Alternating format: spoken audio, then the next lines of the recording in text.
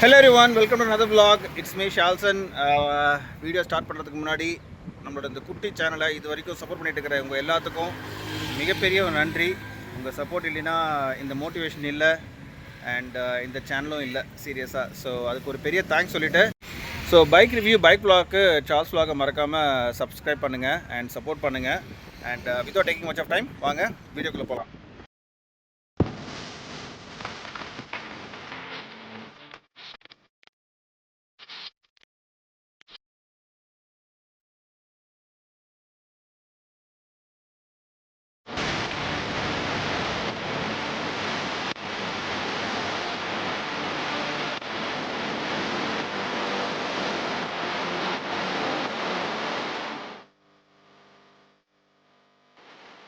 vlogல எஸ் Yamaha FZ இந்த பைக் ஆக்சுவலாக ரொம்ப நாளாக நான் ரிவ்யூ பண்ணணும்னு நான் வெயிட் பண்ணிட்டு இருந்தேன். நான் அதுக்கான சான்ஸ் எனக்கு இப்போ தான் கிடச்சிது.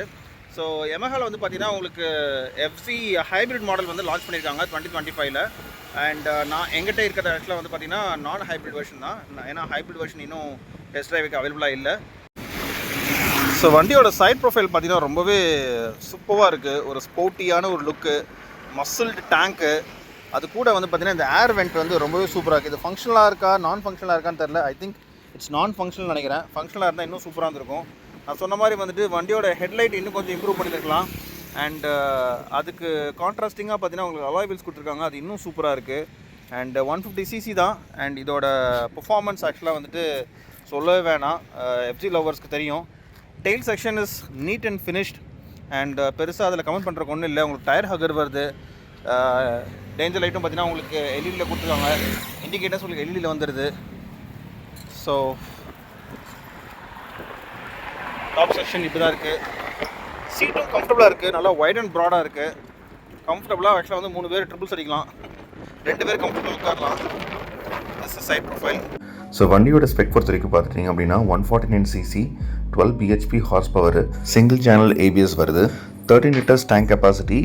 மைலேஜ் வந்து பார்த்திங்கன்னா வந்து 60 km/லிட்டர்னு சொல்கிறாங்க. செக்மெண்ட்டில் இதுவே வந்துட்டு ஒரு பெரிய அட்வான்டேஜாக நான் பார்க்குறேன். ஸோ வண்டியில் கொடுத்துருக்க அந்த hybrid SMG motor plus stop system, வண்டியோட வெயிட்டான 136 kg, இது எல்லாம் சேர்ந்து தான் வந்துட்டு மைலேஜ் வந்து இவ்வளோ ஹையாக கொடுக்கறதுக்கு சான்சஸ் இருக்குது. ஸோ இந்த ஹைப்ரிட் மாடலில் வந்துட்டு என்ன டிஃப்ரென்ஸ்னு பார்த்தீங்கன்னா SMGன்னு சொல்லப்படுற ஸ்மார்ட் ஜென்ரேட்டர் மோட்டார், இது வந்துட்டு வண்டியோட பேட்டரி மூலிமா வந்து நார்மல் ஆக்சிலேஷன் கூட வந்து இன்னொரு எக்ஸ்ட்ரா பூஸ்ட்டாக வந்து கொடுக்குது. ஸோ இது வந்து உங்களுக்கு பெர்ஃபார்மன்ஸில் எங்கேயுமே லேக் ஆகாமல் ஒரு அடிஷ்னல் சப்போர்ட்டாக இது உங்களுக்கு ஃபங்க்ஷனல் ஆகும். ஸோ அடுத்து வந்து பார்த்திங்கன்னா வண்டியில் உங்களுக்கு வந்து TFT கலர் டிஸ்பிளே கொடுத்துருக்காங்க. ப்ரீவியஸ் வெர்ஷன் வந்து உங்களுக்கு நார்மல் பிளாக் அண்ட் ஒயிட்டில் தான் இருக்கும். பட் இதில் உங்களுக்கு கலர் டிஸ்பிளே இருக்குது. இதில் வந்து உங்களுக்கு டர்ன் பை டர்ன் நேவிகேஷன் இருக்குது. அண்டு நீங்கள் மியூசிக் கண்ட்ரோல் பண்ணிக்கலாம். அண்ட் வண்டியில் வந்து உங்களுக்கு 2 தீம்ஸ் வருது உங்களுக்கு அந்த டிஸ்பிளேயில். சைடில் உங்களுக்கு பட்டன்ஸ் கொடுத்துருக்காங்க. அது மூலிமா நீங்கள் நேவிகேட் பண்ணிவிட்டு வெதரு, நோட்டிஃபிகேஷன்ஸு, செட்டிங்ஸு அந்த மாதிரி நீங்கள் போய்க்கலாம். ட்ராக்ஷன் கண்ட்ரோல் ஆன் ஆஃப் பண்ணிக்கலாம். ஷிஃப்ட் இண்டிகேட்டரு, தீம்ஸ் நான் ஏற்கனவே சொன்ன மாதிரி 2 தீம்ஸ் இருக்குது. தீம்ஸ் நீங்கள் ஆக்சுவலாக வந்து மாற்றிக்கலாம். விசிபிலிட்டி வந்துட்டு டே அண்ட் நைட் ரெண்டுமே பார்க்குறதுக்கு கொஞ்சம் நல்லா இருக்குது. ஹானஸ்ட்டாக என்னோடய ஒப்பீனியன் கேட்டிங்க அப்படின்னா மேனுவல் ஒரு அனலாக் இது கொடுத்துட்டு பேசிக் ஃபங்க்ஷன்ஸ் மட்டும் டிஜிட்டலில் கொடுத்தா பெட்டராக இருக்கும். ஏன்னா இப்போ இவங்கன்னு கிடையாது, ஜென்ரலாகவே வந்துட்டு என்ன தான் 10x10 நேவிகேஷன்ஸு, மியூசிக் கண்ட்ரோலர்ஸ் எல்லாம் கொடுத்தாலும் நிறைய பேர் ஆக்சுவலாக வந்துட்டு மொபைல் மவுண்ட் பண்ணிவிட்டு அதில் தான் வந்து மேப்ஸ் பார்த்துட்டு போகிறாங்க. ஸோ அந்த மாதிரி ஒரு ஃபங்க்ஷனான ஒரு டிஸ்பிளே வந்துச்சுன்னா இன்னும் நல்லாயிருக்கும். ஸோ வண்டியோட ஃபிட் அண்ட் ஃபினிஷ் ஆக்சுவலாக வந்துட்டு ரொம்பவே நல்லா இருக்குது. ஈவன் சுவிட்சஸ் ஆகட்டும், இல்லை அந்த ஒயர்ஸை வந்து ப்ராப்பராக சேனல் பண்ணிக்கிற விதமாகட்டும், ஹேண்டில் பாரு ஆன்டி ரஸ்ட் ஹேண்டில் பார் ஆக்சுவலாக இது. ஸோ ஓவரால் வண்டியோட குவாலிட்டி வந்து பார்த்திங்கன்னா ரொம்பவே நல்லா இருக்குன்னு சொல்லணும். பின்னாடி ரியரில் வந்து உங்களுக்கு டேஞ்சர் லைட்டு வந்துட்டு உங்களுக்கு எல்இடியில் கொடுத்துருக்காங்க. அது இன்னுமே அட்ராக்டிவாக இருக்குது பார்க்குறதுக்கு. சரி வாங்க இப்போ இந்த வண்டியோட வந்து எக்ஸாஸ்ட் வந்து நம்ம பார்க்கலாம்.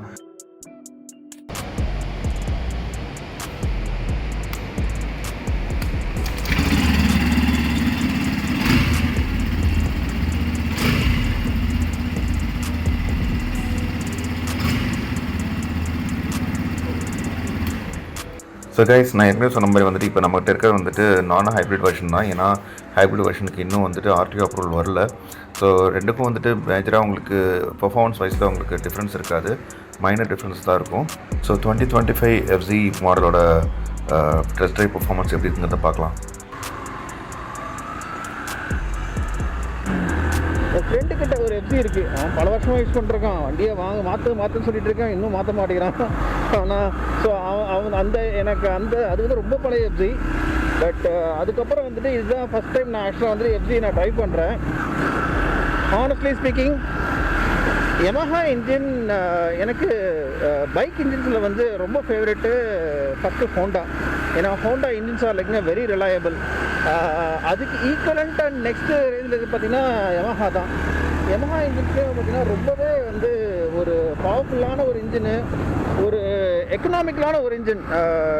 டியூரபிலிட்டி நீங்கள் என்ன ஸ்கோரிங் வச்சாலும் சரி, அந்த ஸ்கோரிங்கில் ஆக்சுவலாக வந்து பார்த்திங்கன்னா Honda and Yamaha will score high. அதை நான் கேரண்டியாக சொல்ல முடியும். ஏன் ஹீரோ, டிவிஎஸ், சுசுகி எல்லாம் நல்லா இல்லையான்னு கேட்டிங்கன்னா அப்படிலாம் கிடையாது, அவங்களும் நல்ல பிராண்ட் தான். But comparing to those brands, Honda and யமஹாவோட இன்ஜின்ஸ் பார்த்திங்கன்னா எப்போவுமே ரொம்ப ரிலையபிளாக இருக்கும், ரொம்ப ஃபியூல் எஃபிஷியண்ட்டாக இருக்கும்.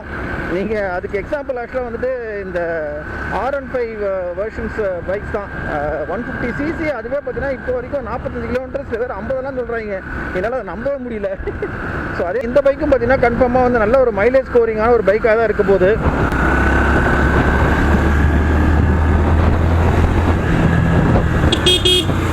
பாருங்க, லெஃப்ட் இண்டிகேட்டர் போட்டு ரைட்டை திரும்புகிறேன், உன்னெல்லாம் என்னையா பண்ணுறது?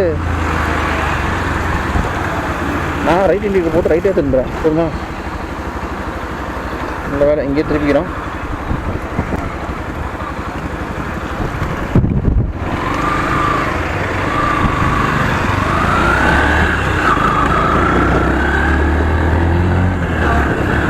ஸோ வண்டியோட டிசைனை பற்றி பார்த்தோம் அப்படின்னா வந்து இந்த எஃப்சியோட டிசைன் ஆக்சுவலாக ரொம்ப பழக்கப்பட்ட ஒரு டிசைனு. அண்டு பிடிச்ச விஷயம்னு பார்த்தீங்கன்னா இந்த டேங்க் தான்.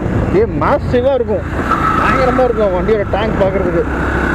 ஆனால் இதே மேசிவ்னஸ்ஸை அப்படியே வந்து ஹெட்லைட்லேயும் கொடுத்துருந்தாங்கன்னா இன்னும் கொஞ்சம் சூப்பராக இருந்திருக்கும். ஏன்னா ஹெட்லைட் பார்த்தீங்கன்னா வந்து இவ்வளோ பெரிய டேங்க்குக்கு சம்மந்தமே இல்லாத ஒரு டிசைனாக இருக்கும் ஃப்ரண்ட்டில், அது நீங்கள் பார்த்துருப்பீங்க. அதே மாதிரி டெயில் செக்ஷனும் வந்துட்டு பார்த்திங்கன்னா ரொம்ப சிம்பிளாக தான் இருக்கும். ஒரு டெயில் ஒரு நைஃப் மாதிரியோ இல்லை ஒரு நைஸ் ஒரு ஃபினிஷிங் கொடுத்துருந்தாங்கன்னா இன்னும் சூப்பராக இருந்திருக்கும். பிரேக்கிங் எல்லாம் சான்ஸே இல்லை. எனக்கு இந்த எஃப்சியில் பார்த்தீங்கன்னா ஃபேஸர்னு ஒரு மாடல் விட்டாங்க, அந்த ஃபேஸர் மாடல் ஆக்சுவலாக இன்னும் சூப்பராக இருக்கும் வண்டி பார்க்குறதுக்கு.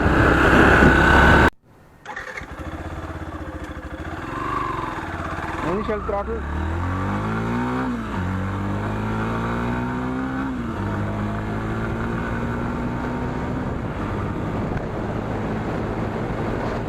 ஸோ த்ராட்டில் ரெஸ்பான்ஸ் ஆக்சுவலாக வந்துட்டு டீசெண்டாக இருந்துச்சு. பிகாஸ் இது வந்துட்டு ஒரு கம்யூட்டர் பைக் இல்லையா, ஸோ MT-15 இந்த அளவுக்கு வந்துட்டு நீங்கள் த்ராட்டில் ரெஸ்பான்ஸ் நீங்கள் எதிர்பார்க்க முடியாது.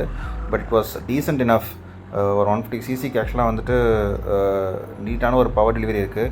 லீனியண்ட்டாக இருந்துச்சு, இன்ஸ்டன்ட் பிக்கப் கிடையாது, பட் லீனியண்டான பவர் டெலிவரி நீங்கள் எதிர்பார்க்கலாம். சஸ்பென்ஷன் பொறுத்த வரைக்கும் பார்த்திங்கன்னா வந்துட்டு ஓகே தான், but not as smooth as better. கொஞ்சம் டீசெண்டாக இருக்குது. சிட்டி டிரைவிங்க்கு கம்ஃபர்டபுளாக இருக்குது, லாங் டூரிங்க்கும் வந்துட்டு கம்ஃபர்டபுளாக இருக்குன்னு நினைக்கிறேன்.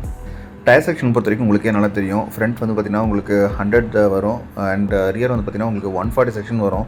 ஸோ ரியர் டயர் வந்து எஃப்சியில் தான் ஃபஸ்ட்டு நல்ல ப்ராடான டயர் கொடுத்தது. அதனால் உங்களுக்கு கார்னரிங் எல்லாம் வந்து சூப்பராக இருக்கும், அதில் நல்ல ஒரு grip இருக்கும், அதில் எந்த ஒரு டவுட்டும் கிடையாது. சிட்டிக்குள்ளே ட்ரைவ் பண்ணும்போது வந்துட்டு உங்களுக்கு நல்ல ஒரு காம்பேக்டான ஒரு எக்ஸ்பீரியன்ஸ் இருக்குது. ஹசில் ஃப்ரீயாக நீங்கள் ஓட்டலாம். மெயினாக வந்து பார்த்திங்கன்னா உங்களுக்கு டயர்ட்னஸ் ரொம்ப வராது. ஹேண்டில் பார் வந்து உங்களுக்கு நல்ல ஒரு அப்ரைட் பொசிஷனில் இருக்குது. அதனால் நீங்கள் சிட்டிக்குள்ளே ஒரு நாள் ஃபுல்லாக ஓட்டினாலும் வந்து அவ்வளோ டயர்ட்னஸ் இருக்காது. வைப்ரேஷன்ஸ் ஜாஸ்தி கிடையாது. அப் டு வந்து ஒரு 90-100 வரைக்கும் எனக்கு பெருசாக வைப்ரேஷன்ஸ் தெரில. ஈவன் 100க்கு மேலே கூட வந்து நீங்கள் எவ்வளோ தான் ரிவ் பண்ணாலும் வந்து நீங்கள் யமஹாவை பொறுத்த வரைக்கும் யமஹாலையும் ஹோண்டாலையும் அவ்வளோ பயங்கரமாக நீங்கள் வைப்ரேஷன்ஸ் நீங்கள் சென்ஸ் பண்ண முடியாது. ஸோ அந்தளவுக்கு க்ளீனாக இருக்கும், அது என்னோடய ஒப்பீனியன். ஸோ மற்றபடி என்னை பொறுத்த வரைக்கும் யமஹா எஃப்சி பார்த்திங்கன்னா வந்து ஒரு ஆல்ரவுண்டர் தான்.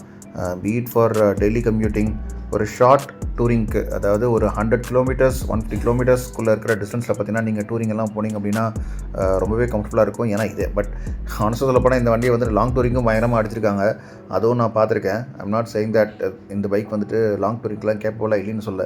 பட் எனக்கு என்ன ஒரு ஃபீல்னா, யமஹா ஏன் வந்து அட்வென்ச்சர் பைக்ஸ் எல்லாம் இன்னும் அந்த செக்மெண்ட்லேயே இன்னும் ஃபோக்கஸ் பண்ணாமல் இருக்காங்கன்னு தெரில. அவங்களோட லைனப்ஸே பாருங்கள், ரொம்பவே மினிமமாக இருக்கும். For example MT-15, R15, FC, இவ்வளோ தான்.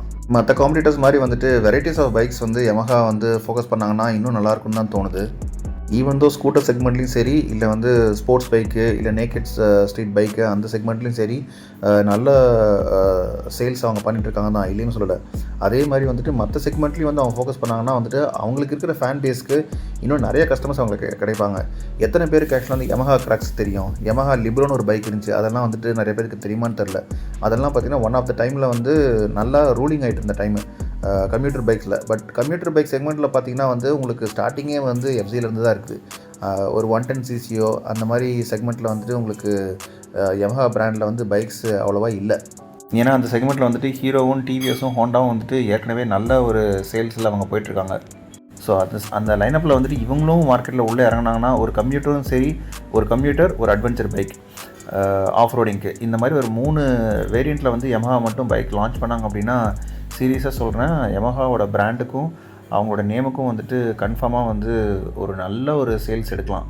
ஆனஸ்ட்டாக சொல்லப்போனால் எனக்கு தோன்ற மாதிரியே உங்களுக்கும் ஒரு ஒப்பீனியன் இருந்துச்சுன்னா மறக்காமல் கமெண்ட் செக்ஷனில் மென்ஷன் பண்ணுங்கள். I would love to hear it.